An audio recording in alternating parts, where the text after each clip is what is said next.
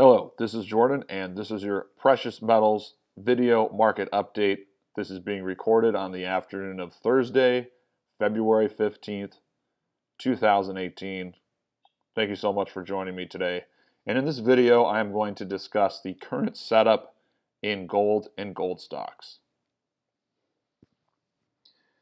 And starting off, let's take a look at this weekly candlestick chart of gold, which includes a band of moving averages, and at the bottom there, that is the net speculative position divided by open interest, and that calculation gives me a percentage figure. But circling back to price, we can see that this is a weekly chart. It's a weekly candle chart. It looks strong, but the week is not over yet. Obviously, there's one more day of trading, but gold has rallied up to 1355 with a high of 1359, 1359.80. So it's nearly touched 1360, and the resistance is in the low 1360s to the 1370s. And so gold is threatening a breakout yet again. And I want to go back to the moving averages. That band of moving averages is now in perfect alignment. And so what I have there is I have the 50-week, 80-week, 100, 120, 140, 160. And perfect alignment just means they are in perfect bullish alignment where the 50 is the highest, and the next highest is the 80, next highest is 100, etc., all the way down to 160. And they are in essentially ranging from the 1230s up to the 50-week, which is around 1280. So gold, to me, could drop to 1270 to 1280 and not lose the current momentum that it has. Now, the net speculative position, that reading is as of last Tuesday, which is 38%. What I want to note here is that the 2011, 2012, and 2016 peaks, you can see the 12 and 16 peaks, they occurred around 55%.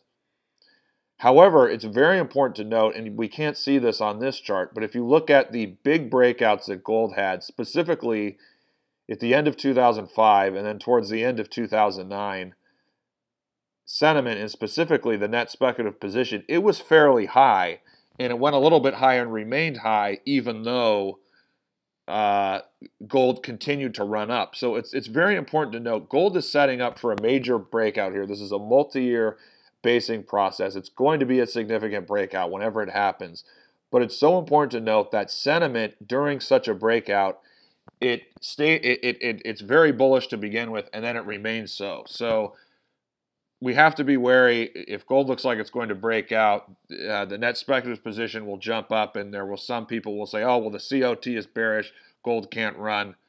Just ignore that, because if we study history, we study what happens during major breakouts, sentiment is bullish, and it remains bullish, and that's generally the same for all markets. Now, moving on from that point, I do want to mention that before I get into the next slide, I mean, this does look very promising for gold here, but there are other reasons why I don't think it's going to break out immediately. And let's get into that. This is gold in relative terms.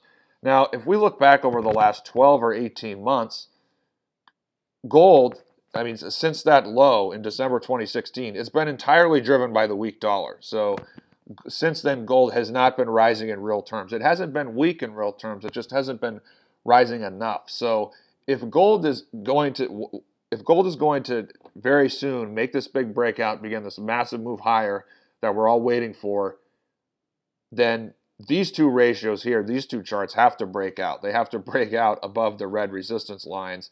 And the first one, gold against the foreign currency basket, last couple of days, I mean, that ratio has increased, but I'm showing the 400-day moving average there. The ratio is still below the 400-day moving average.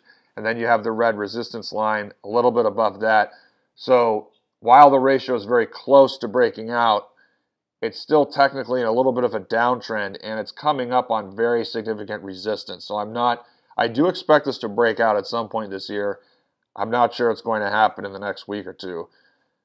Now, gold against the stock market, that ratio in the last month or two may have made a significant bottom because of the major correction that we've seen in the stock market.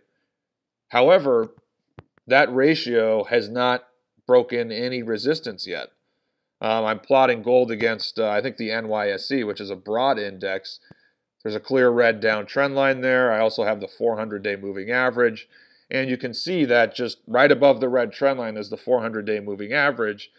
And we would, in addition to the ratio breaking above those resistance points, we would want to see it break above the August-September high there, because that would put it at essentially a new 52-week high. So now we're not showing gold against the bond market. That chart is firmly bullish. That's in good shape. But again, moving outside of gold, looking like it's ready to break out, it looks great in dollar terms.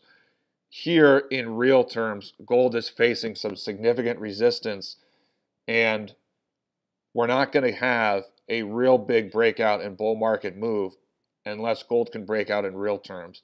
So that's why we really have to continue to focus on these charts, both in the short and medium term. Now, finally, I only have 3 charts in this update because I wanted to keep it a little bit smaller. But finally, my other point of skepticism in regards to gold breaking out immediately is that the miners are just not quite strong enough right now to signal that a major breakout is going to happen. Now, they don't have to be that strong. They don't have to be leading or completely outperforming or even breaking out themselves before gold. But to me, I would like to see the miners here much closer to breaking resistance. I mean, one thing to mention, we don't have the Huey plotted here, but the Huey last Friday, that's only 4 or 5 trading days earlier, it closed at a 14-month low. And the Huey is basically GDX minus the royalty companies. So the Huey, the pure look at gold producers and only gold producers, at the end of last week, that was at a 52-week low and at a 14-month low. So to me, it just doesn't make sense that that would happen. And then a week or two later, suddenly gold is going to break out to a 2, 3, 4-year high. Now, again, the gold stocks don't have to be that strong, but if they're lagging that badly, that just tells me that the sector is unlikely to make that big breakout here and now. Now, getting into specifically where the miners are, I mean, they had the big sell-off. They basically retraced the entire move from December to January. I mean, looking at GDX, it's had a really good bounce off that 21 level. But still, I mean, it's quite a ways from resistance. It's quite a ways from the January high, which is close to 25, and then strong resistance at about 25.5. So GDX could increase by 10% here, and it still would not be, I mean, it still would be below all that resistance at 25.5. Same thing for GDXJ. But I really like the weekly candle. I mean, the weekly bar, it's setting up very strong. Again, really good bounce from support there in the mid-29s. But GDXJ is just a little bit, not a little bit. I mean, it's trading in the mid-33s, but it's well below the September 2017 peak, which is about 37.5. I mean, it remains well below the recent January peak at about 36. So if the miners were 10%, 7 or 10% higher, I'd be much more encouraged that the sector was about to make this massive breakout. I mean, gold specifically. But again, I just don't see that happening now. Yet, that being said, I'm not bearish on the sector. I'm not selling anything. I'm not looking to hedge or any of that. I just think it's going to take more time for the sector to make this massive breakout. But, I mean, my guess, and I've been saying since the end of last year, I mean, my work leads me to think it's going to happen sometime in the summer. But who knows? Maybe it'll be a little bit after the summer. Maybe it'll be in the next couple months. Maybe it'll be sooner than I think, and I'll be wrong about that. The bottom line is, given everything I'm looking at, I just don't see the breakout coming immediately. I see it coming over the medium term in the months ahead, and that's why you do have to be positioned in advance of that, because you don't want to end up having to buy and chase things that have already gone up 10, 20, 30%. Now, with that said, you can follow all of my work at thedailygold.com. you can consider subscribing to my premium newsletter. It's only $149 for 6 months. You can go to thedailygold.com/premium. I focus on market timing and then stock selection in the juniors. We're looking at finding the juniors that can go up 3 to 5 times and even 10 times in this potential huge move that we see in gold when it makes this big breakout, because there are measured upside targets of up to 1650, even up to 1750. So that is something that we urge you to consider, because we think that over the next 12 to 18 months, this is a fantastic time to get into this sector. There's a really good chance to make a lot of money. If you want to know which juniors really have the goods and best potential, sign up for our service. It's highly affordable. We have great sources in the industry, and we talk to those sources, and we know and we learn which are the companies that really have the best projects and the best people.